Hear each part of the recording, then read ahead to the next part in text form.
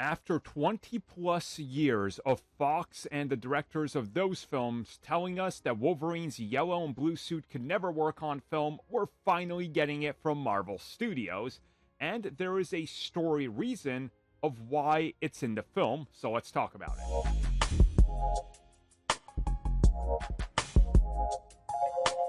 So what we are about to talk about is potentially a huge or minor spoiler, or it's just a spoiler in general, depending on how you perceive spoilers. Whatever the case is, we are talking about why does Logan wear this suit since he never wore it in the other films. First and foremost, the Logan we're following in this film has been established as a variant. He's not any Logan we saw in any other previous film, so there we go, that's one reason. But there is a specific story reason. So, according to reports, what we're going to be seeing is that in this universe, the X-Men were essentially a live-action version of X-Men the Animated Series, X-Men 97, and so forth. They closely mirror those characters in look, but some of their events in the films and such is going to be established to have cross paths with the X-Men films to make it a little bit more familiar. Well, in that way, we're going to be getting this moment where, in the void, Deadpool and Wolverine run into X-23, who's established as the X-23 that's a older version from Logan, and, well, other variants that know that he wore the suit in this universe.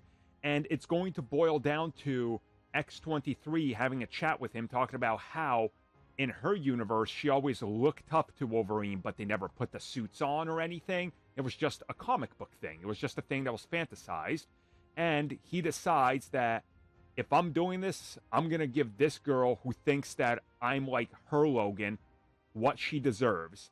So he goes and busts out the old suit that he hasn't worn in years, and he puts it on for the final hurrah to save the multiverse and look heroic and once again get back to who the X-Men were at their core.